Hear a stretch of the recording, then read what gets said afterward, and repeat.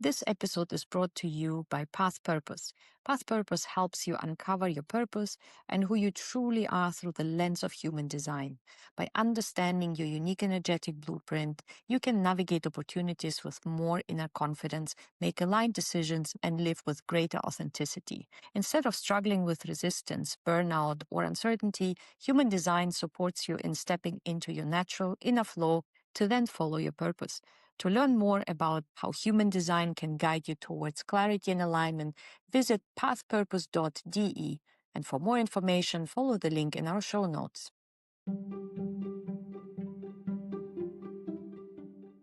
Hello and welcome to Young Blossom 25 Future Leaders Revealed. I'm Inga and with me is Vaios, my co-host.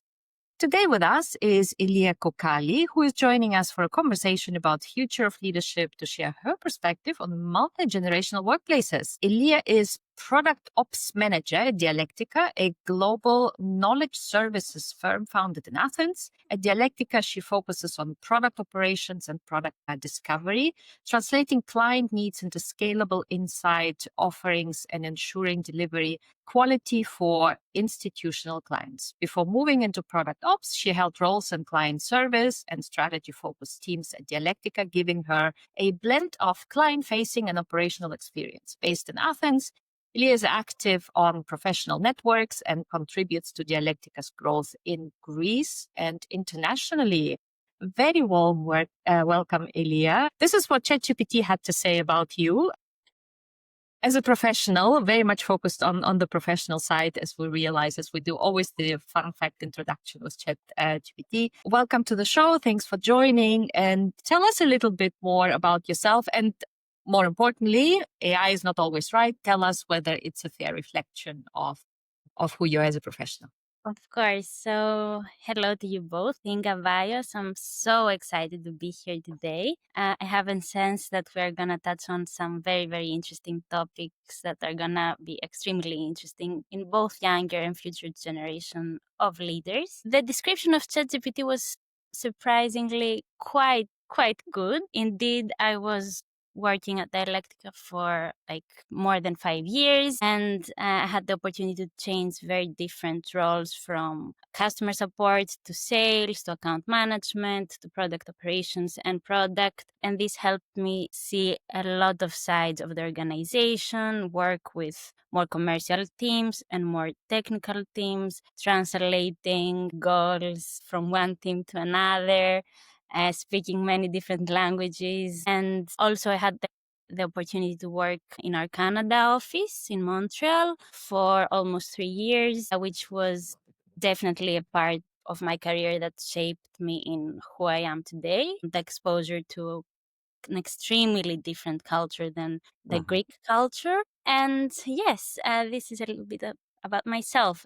I had the opportunity also to manage a lot of people, a lot of Gen Zers, being a kind of like a hybrid Gen Zer myself, because I'm this unusual case of people that was born the 30th of December, 1996, which literally puts me in the intersection of millennials and Gen Zers. So I have a little bit of both worlds within me, and I've collaborated with people from many different generations, always trying to bridge these generational gaps that are not uncommon nowadays. So Yeah, very nice. And I remember you were, when we met for the first time, you were telling me that you lived in Canada. And I have a question later on that, because I feel like especially Greeks tend to not leave their country too much. And especially not at such a young age.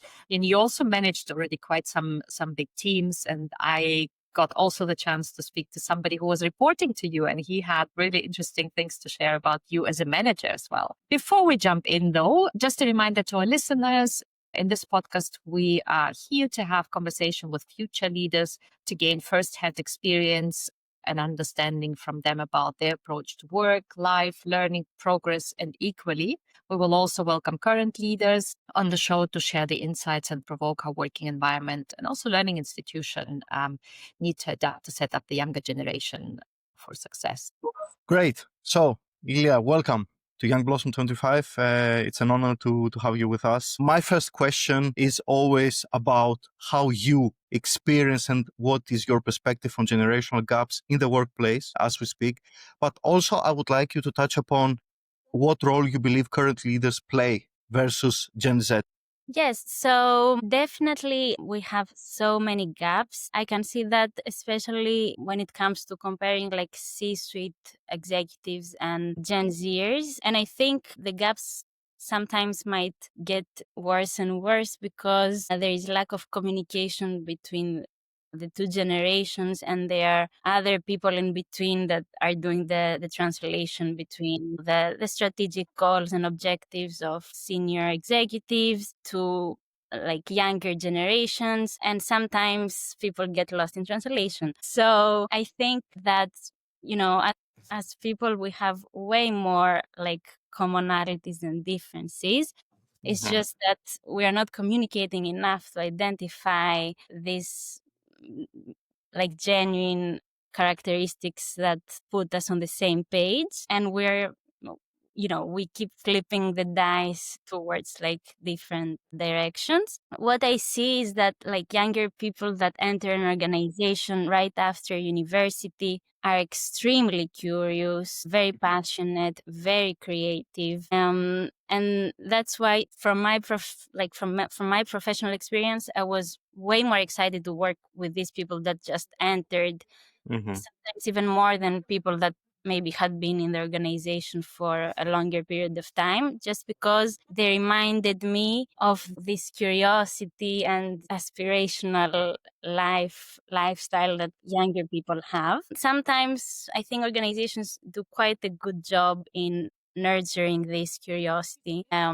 helping people develop and grow and become even better versions of themselves. Sometimes I think organizations fail miserably in doing that.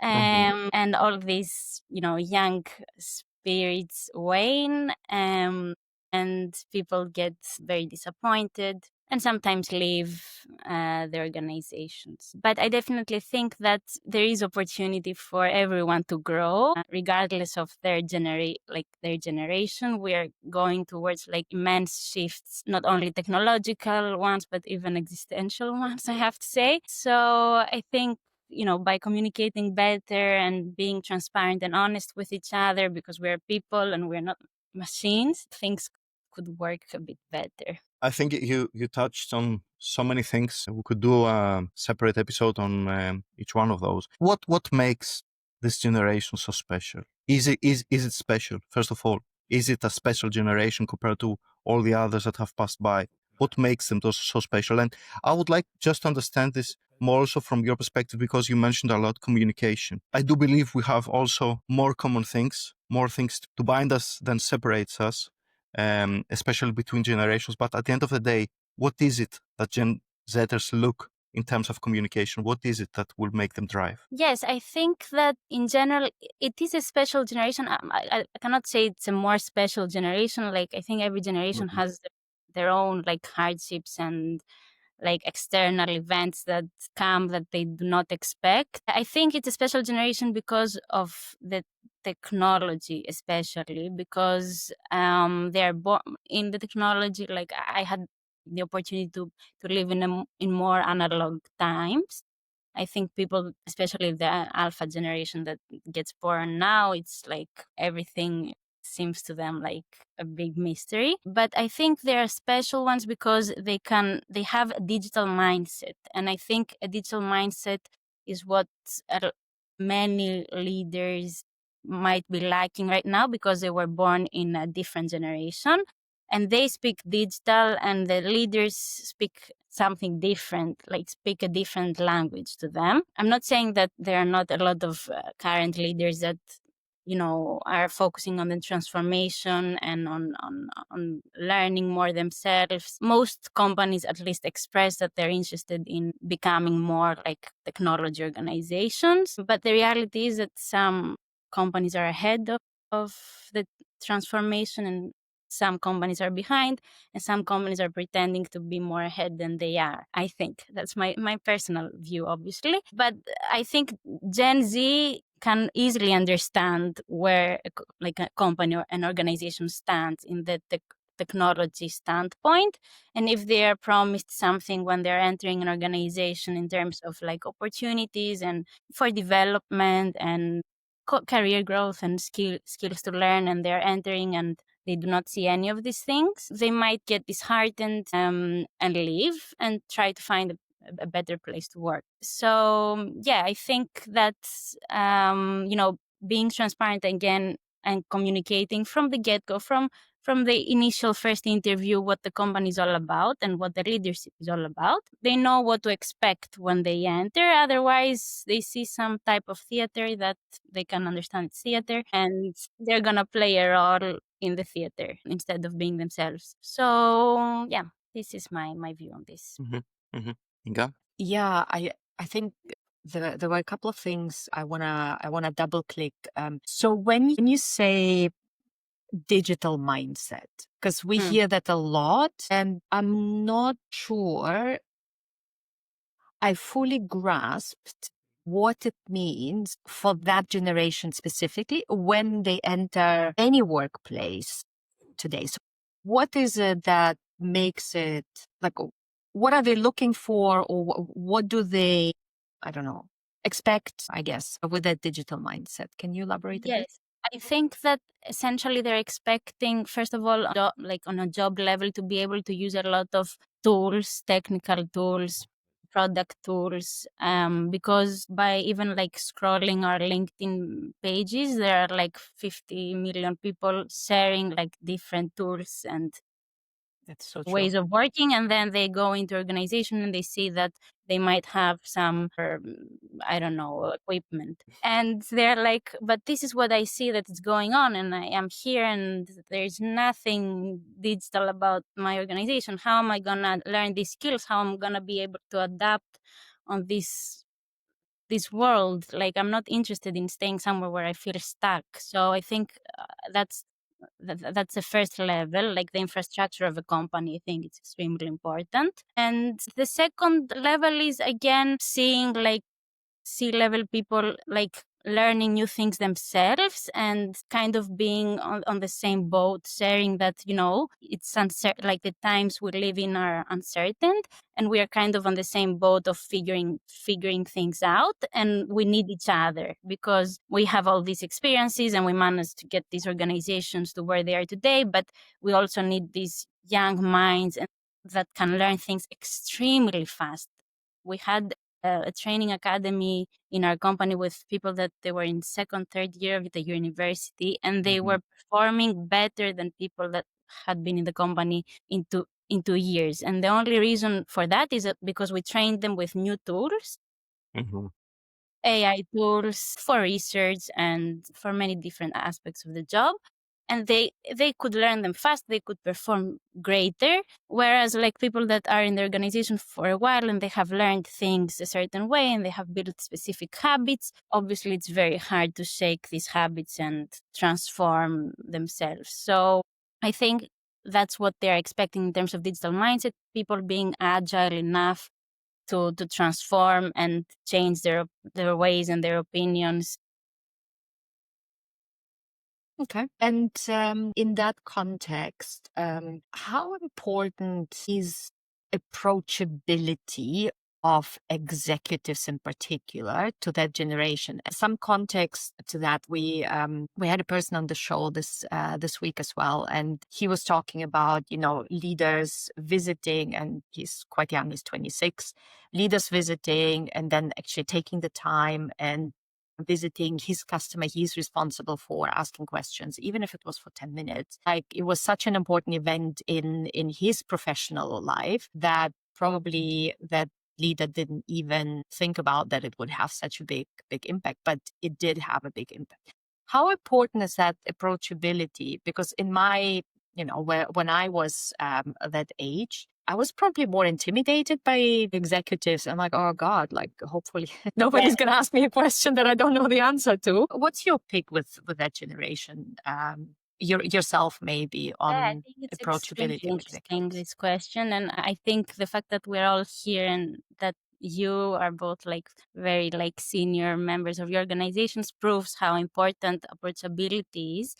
But in my personal view, obviously I was extremely intimidated as well, because I was very young and I was like, what did I know about anything? But I think my whole like career pathway really changed and shifted when I had the one-on-one with the managing director of the company. So it really changed the way I looked at the company, and I saw things that I had never heard. I saw a side of the company that was in the books. It was the strategic vision. It was the 5-year plan.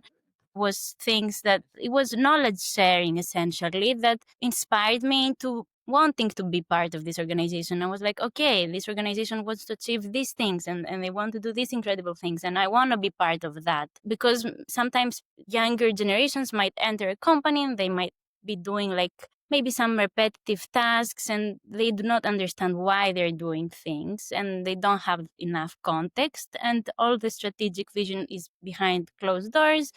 So they don't see a point in staying. They don't seem significant and important. And for Gen Z, being important and significant, I think, is the number one factor for staying anywhere, being recognized. It's, the whole like social media, TikTok generation of likability. But yes, I think like executives saying, oh, I'm one Slack message away, and really mean that. And we know they mean it because they would send a message on Slack or on Teams, on whatever everyone is using, to a person that just joined the company. And uh, it's really important to seem genuine when they approach someone, genuinely wanting to learn about jobs, shadowing them. Because especially in big teams, big sales teams, there are people that they're working all day. They might work 10, 11-hour day to achieve targets, like very difficult targets, and they don't feel like they have support. Okay, you might enter a big like hands meeting and get some recognition, but it's not like personal. It's very impersonal. So yeah, approachability, I think it's maybe one of the most important things. Amazing. And when you tell us a bit more about when you started leading teams, and those teams were predominantly very Gen Z teams. Yes. What's your experience leading that cohort? So me, like I was the case of manager that I became a manager because I was a good performer, and people thought because I'm a good performer and I hit sales targets, let's make her a manager. So it's something that came naturally. I was never like trying to become a manager. It's just that, okay, what else you can do? You will become a manager and you will replicate yourself, and you will have like 10 Ilias in the team, and everything's gonna go well. Well, it was a big miserable disaster in the beginning. Why? Because I didn't know anything about being a manager. I was a top performer. What I knew how to do is to to hit targets. I didn't know how to coach anyone. I didn't know what I should do, how I can inspire them.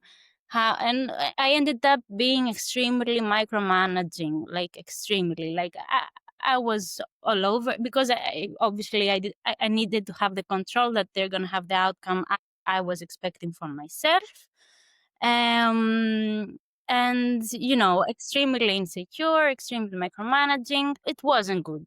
But I think it's the same thing as, I don't know, being maybe a parent. I'm not a parent, but I'm guessing like when you have your first kid, you're very like, oh, what's going on, and everything's out of control, and la, la, la. And then maybe with second, third, if you manage the pain of the first one and you go to the third one, maybe you're a better parent because better, you've learned some things. So yes, obviously, yes, I was very young. People I managed were also very young, and I didn't have the necessary resources and mentorship I needed from the get-go to be a good manager. So I became one with time and experience, and I started with managing one person, then I ended up managing like 13 people. But it wasn't easy, because I felt sometimes I was someone's therapist, everyone on the team, because I had to make sure everyone on the team was in a position to perform. So I had to be there. What's going on today? Are you okay to perform? But I'm not an octopus, so I cannot do like 50 things simultaneously. And I think I learned to let go of things that are out of my control, and that made me a better manager. I stopped wearing the superwoman's cape. I'm here for everything for you, whatever you want. I will do the targets. I will do the I would do sometimes a job for them. And when you have lots of people, you cannot do the work for them. So I had to learn that the hard way. You can't do it even for one Yeah, person. not even for one, but I mean, you have no idea. It was a disaster in the beginning, but this is how I learned. And thankfully, the company provided mentorship later on. I wish that they had done it earlier, to be honest. And this mentorship equipped me with some things that like are common sense, but for me, obviously, because I was too tangled up in the whole situation, I could not see.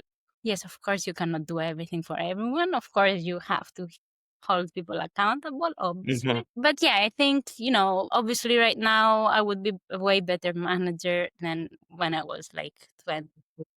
And is the managerial path, is that something that you will continue, or did that experience discourage you entirely?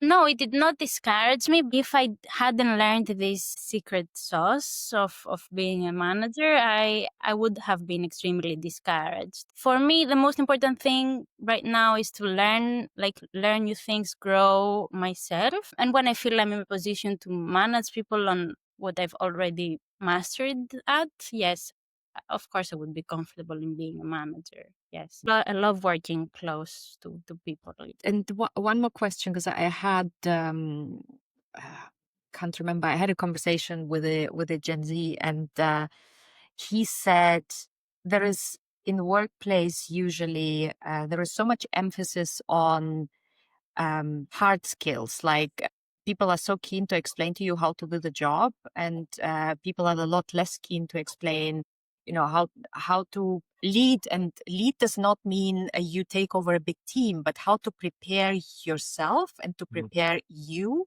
to take over responsibility that goes beyond a specific task. So the companies tend to focus a lot on this task, and any one-on-one interaction with the manager ends up being task and to-do list check-ins, rather than, okay, we seem to be on track. What is the topic you want to talk about? And let me give you some wisdom about how to become a better project lead, because also the young people are taking over projects. They're part of a project, they lead a project, they co-lead a project. What's your perspective on that? Is that an area where companies, current leaders need to focus more differently? Yes, I think sometimes they might be focusing on the more like the hard skills. I think this happens. I mean, that's my personal view on that, but I think this happens more with technical and engineering teams, that they are focusing a lot of the specific skills and less on the more like the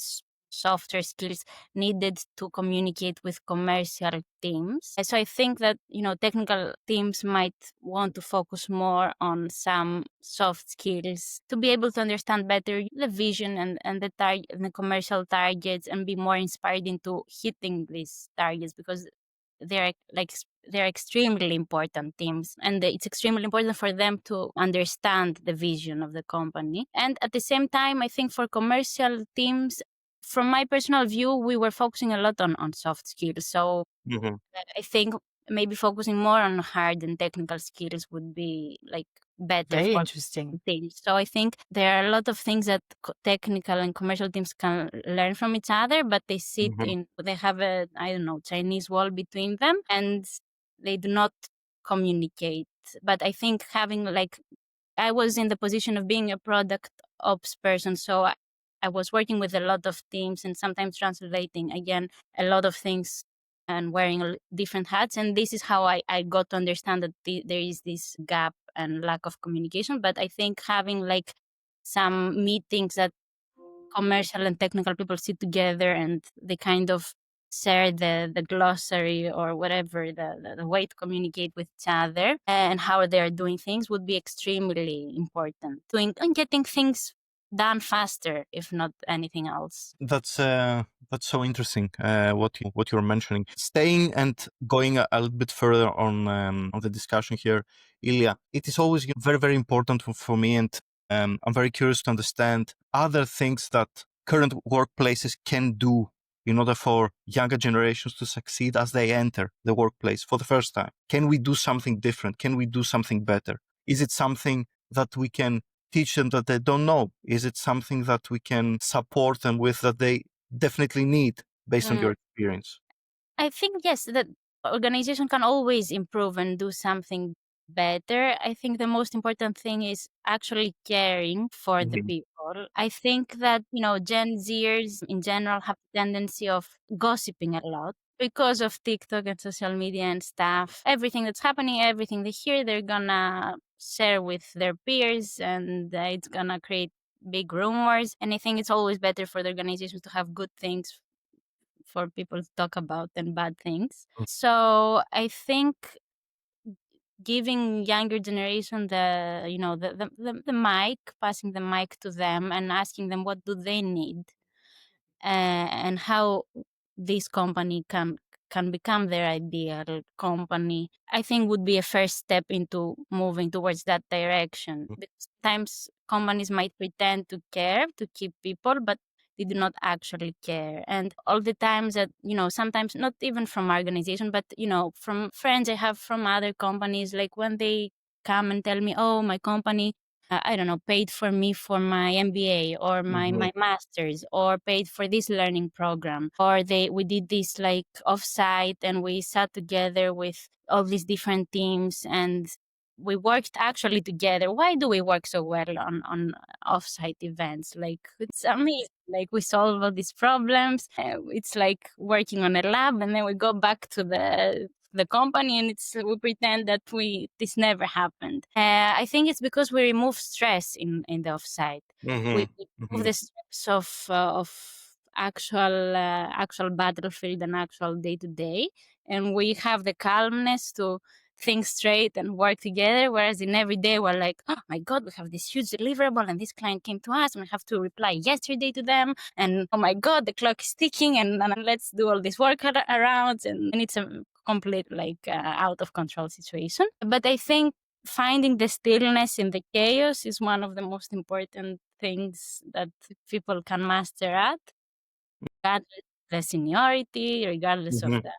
There might be executive leaders extremely calm or extremely uncalm, and same goes with different teams and people. But the offsite, like having regular training sessions, and then seeing this training session that we just did, how did we apply it on, you know, the actual work? Did we do what we practiced, or we did something different? And how did we get lost in all this? But I think these things should happen like early on when someone enters an organization, and learning from the get-go that this is how we do things here. This is how we work with each other. This is how we solve problems, because we are hiring problem solvers. And they have solved some problems in the past, but they're not the same as the ones that they will have to face, and they will need to learn how things are working inside the company somehow, not how they can do the job and who is the client, who are the stakeholders, how are we working and how we can work better. How good is that generation with accountability? Accountability, that's a tricky word. It's Sometimes you feel like you're in a ping pong table and throwing the ball from one person to another. I think honestly it depends on their manager. I think that if people feel like their managers are extremely, I don't know, strict and provide feedback in a way that's not constructive, they tend to hide things. They tend to not want to face reality and not take accountability. But if they feel more safe and secure in okay, I made this mistake, but it's not the end of the world. This is how I learn, and I'm not gonna do it again. I think people tend to be more accountable, but it's fostered from their environment and their managers. I think it's not an innate thing. Accountability, I don't think it's an innate characteristic. But that's my personal view. Yeah, I don't know. I've been back and forth on this. Ilia, there are always two sides in a coin. So obviously workplaces need to adapt, to change in order to be able to embrace Gen Zers and Gen Alpha, which is even more peculiar. On the other side, is there anything that people in your age can do differently in order to come closer to, all the generations, to how workplaces right now are standardized? What's your take on it? For sure. I think taking more risks and being more courageous and bold. So not being afraid to, message a C-suite executive because, they need to, try to communicate, reach out to people, ask a lot of questions, ask questions when they don't know the something or how to do it or advice or anything. They need to be bold, not expect everything to come their way magically. And from my experience, always the response was way better than what I was expecting. Sometimes I might have been like hesitant to reach out to someone, maybe the CPO of the organization, to ask something, and they were like, no, they're not going to reply to me, or they don't have time, they're busy people. But it turns out that they are interested and they have time, and they will find a way to help. For some reason we do not expect that, and maybe that's because we have this, I don't know, this perception of reality on how, like, C-suite, we don't really know how they work, who they are, how they came to be who they are, what's their story, and we learn that through other people and other voices. Definitely being bold and not being so scared. I think that's what definitely they can do better, and ask and they really want, and they are very important to them. And if they get no, or if they get rejected, that's fine too. But it's better than regretting not ever asking, like. And if they want to go somewhere, if they want a promotion, or if they want to attain some skills, they need to ask, like, how do I get there? How do I become this person that gets promoted, that gets these skills? What are the steps that can get me there? Because I see a lot of entitlement, especially from younger generations. Oh, like, yes, I entered this company because I hear they give promotions to, like, people from early on. And okay, that's a good reason to enter a company, to get that experience, but you need to somehow work your way into becoming a manager, and into, like, Proof. that promotion. And then you need to ask how to get there. You cannot just expect, oh yeah, I stayed 1 year, so now I'm gonna get promoted because I stayed 1 year. It doesn't really work like that. Needs a lot of For touch. some, it does. I mean, okay, for some it does, and okay, they will learn sometime in the future that things don't always work as they are hoping they will, or planned. But from my personal experience, one of the main reasons I stayed for such a long time in my company, relatively, it's because I knew that if I give up now, if I give up on this difficulty or the other difficulty, obviously I'm gonna sometimes see this difficulty in the future. And I always kept telling myself, yes, of course you want to quit now, you want to give up, you cannot take it anymore. But at the same time, I had this voice telling me that if I quit now, this is a difficult conversation I will face in the future, for example, or this is a skill I will need to apply in my next job. So I kept staying and staying and staying, because I was like, you need to feel like you've done whatever you can, and you've challenged yourself to as much as you can. Did you have support to? Did you have literally that conversation with yourself? I cannot quit now. Like, I should, sit this through and learn from it, because I will face something similar in the future. Or did you have support, like mentor, friends, parents? I don't know. Talk to us a little bit about, how were you processing that? Because in retrospect, it sounds, very, I wanted to quit. I didn't. I fought through it. And now I'm a better person. But in that specific moment, did you have support? Honestly, yes, I had some support, but it was mostly the conversation with myself, because I was raised in a very like overprotective home. So, I was very allowed to make a lot of mistakes, or like, people wouldn't allow me to fail. So for me, like, being able to prove to myself that I can do it on my own was extremely important because of how I was raised. Whenever I needed something, a parent would be there to help me. Don't worry, we're here for you. It's also the Greek parent mentality a lot. Oh, like, yes, mom and dad are here. Don't you worry. We're gonna take you into our arms, and like, it's fine. We're here for you. For me, it was very important to be independent. That's why I moved to the other side of the world, because of the overprotective household that I was in. I was like, no, I want to prove to myself that I can do it on my own. I do not need anyone. Of course, I came to a point where I needed help and support, and I wish I had, this circle of trust earlier. Things would have been more easy for me. But I was talking to myself a lot. That's the reality of it. And I was listening to a lot of podcasts because they made me feel better. But yeah, I was always trying to create my own mentor in my head, like get little characteristics of people, maybe authors I liked or people I met.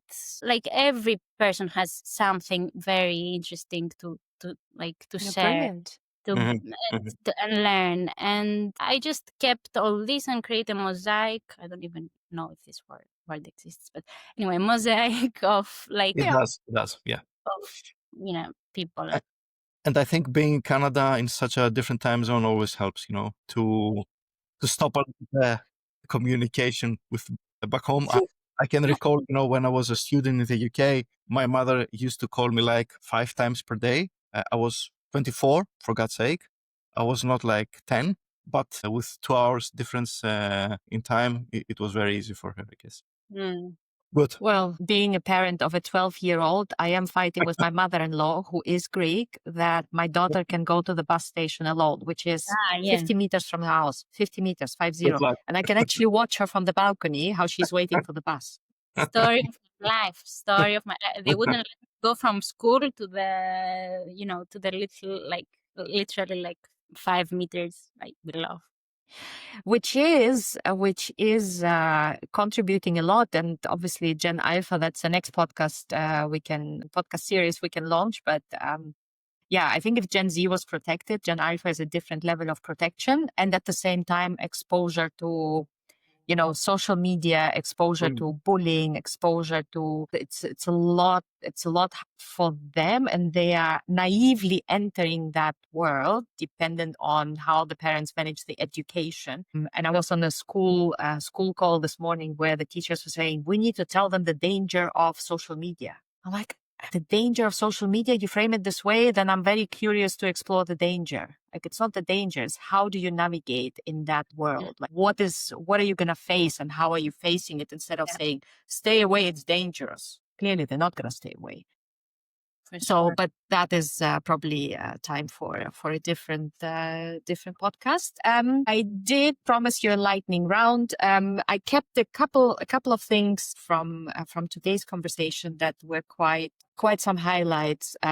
Contextualizing especially for the younger generation, where the company is heading, what is the purpose, what are we trying to do beyond the, very immediate KPIs and I'm hitting my targets. Providing support early on how to manage, how to lead versus how to do the technical job. Obviously, there is merit in it. Approachability of leaders is probably understated and undervalued by leaders themselves. They don't believe that anybody's interested to listen to them from the young people, but they actually are, and it can have quite a big impact. And then equally, when creating an environment and driving accountability for that environment to be there is to create, I don't like the word psychological safety, if you want, because obviously we need to remember that whoever enters the workforce, they may believe they know everything. Well, I surely did believe I know a lot coming out of university, but I knew very different things than what was probably relevant, and there was a lot to learn. It's okay to take risk. It's okay to make mistakes. It's okay to ask questions, and it's actually inviting to ask questions and learn, which was, good perspective and fantastic. That I loved how you phrased it. I did well, I delivered results, and then I became a manager. I think that's in most of the companies is still the reality, that whether people like it or not, that very often the only way to progress is to grow into managerial position. Not everybody is made for it. Not everybody will like it. And we have too few paths, but I think they're opening up with technology becoming a lot more present for subject matter experts also to have a good career path, right? So that was fantastic conversation, Ilia, and thank you so much for sharing your perspective. So the last thing for us to do on this podcast is to do a lightning round. I'm gonna fire some questions at you. Don't overthink it. Just give me your straight answer. Your favorite chat channel? WhatsApp, probably. I was Chat expecting Slack to come up because you talked a lot about it. for corporate communication or in general. In general, WhatsApp. Social media you spend most of your time on? LinkedIn, I think. Thank you. You get your music from? Spotify. You get your podcasts from? Headway. Physical books or audiobooks? Physical. What is the one skill you recommend Gen Z to learn? Communication. What is the one skill you recommend Gen X to learn? Same answer. A famous person you would like to meet? Michael Lewis. Tell us more. Michael Lewis is the author of Big Short, and Doing Project, Liar's Poker. He has written a lot of books about Wall Street. He has his own podcast, Rules Against Humanity, and he's an amazing storyteller.